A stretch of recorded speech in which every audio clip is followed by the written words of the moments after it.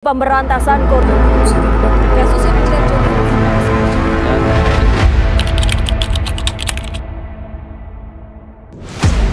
Berantas korupsi sampai ke akar-akarnya. Assalamualaikum warahmatullahi wabarakatuh. Shalom, Om Swastiastu, Namo Buddhaya, salam kebajikan. Kami dari tim Hans Kelsens, representatif Man Asahan, Kabupaten Asahan, Provinsi Sumatera Utara. Persepsi korupsi Indonesia yang semakin buruk. Jadi poin tim kami berada di titik pro dan kami sangat meyakini hal tersebut melalui dua benang merah yang perlu kita ketahui bersama definisinya. Pertama, menurut Kamus Lengkap Psikologi, persepsi adalah suatu proses meyakini dan mengetahui bahwa objek serta keadaan yang terjadi melalui indera. Selanjutnya yang kedua, yaitu korupsi. Menurut ASEAN Development Bank atau ABD, korupsi adalah suatu tindakan perilaku yang sangat melenceng dari hukum yang terjadi di negara kita ini. Korupsi dilakukan oleh para pegawai-pegawai sektor pemerintahan publik maupun non-publik, swasta maupun negeri yang memperkayakan dirinya dan orang-orang terdekatnya. Komisi Pemberantasan Korupsi mencatat 2.707 kasus dugaan korupsi yang terjadi di Indonesia pada 1 semester 2023. Wakil Komisi Pemberantasan Korupsi, Johannes Tanak, menyatakan bahwa ini semua terdapat pada faktor lingkungan pemerintahan. Oleh karena itu, kita tidak dapat menutup mata bahwa persepsi korupsi di Indonesia ini semakin buruk. Saya akan mengemukakan argumentasi krusial sehingga memperkuat posisi kami sebagai tim pro. Argumentasi yang pertama yaitu hukuman para koruptor yang terbilang ringan.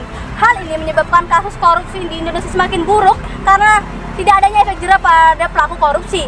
Pernyataan ini didukung dengan adanya data dari Indonesia Corruption Watch menyatakan pada tahun 2021 rata-rata hukuman bagi para koruptor hanya 3 tahun 5 bulan. Angka korupsi naik dari tahun 2020, tapi tidak adanya efek jerah bagi para koruptor.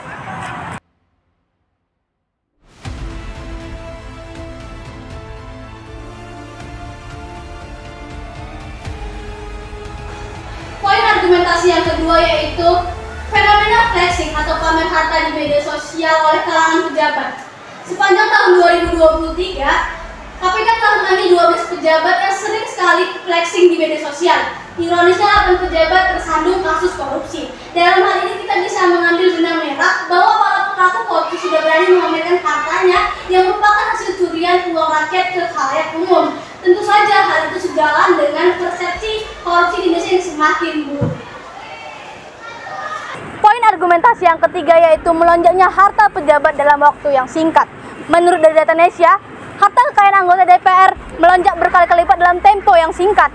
Bukan hanya dalam tempo yang singkat, pada webinar LHKPN, KPK menyindir para pejabat yang hartanya melonjak 70,3% pada masa pandemi.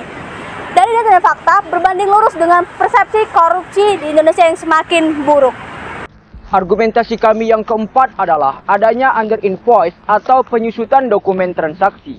Komisi Pemberantasan Korupsi atau KPK mengumumkan dugaan ekspor ilegal biji nikel sebesar 5,3 juta ton ke Cina selama Januari 2020 hingga Juni 2022. Bea dan Cukai Cina juga mencatat ada 5,3 juta ton biji nikel yang dikirim ke Cina selama Januari 2020 hingga Juni 2022 yang senilai dengan 296 juta US dollar.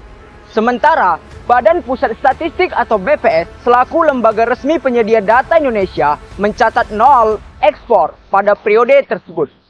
Berdasarkan data di atas, kami memiliki pendapat bahwa hal ini terjadi karena adanya korupsi dan tindakan transaksi gelap yang terlahir dari penyusutan pencatatan atau under invoicing dan penggelembungan pencatatan atau over invoicing yang dilakukan oleh orang-orang yang tidak bertanggung jawab demi kepentingan pribadi.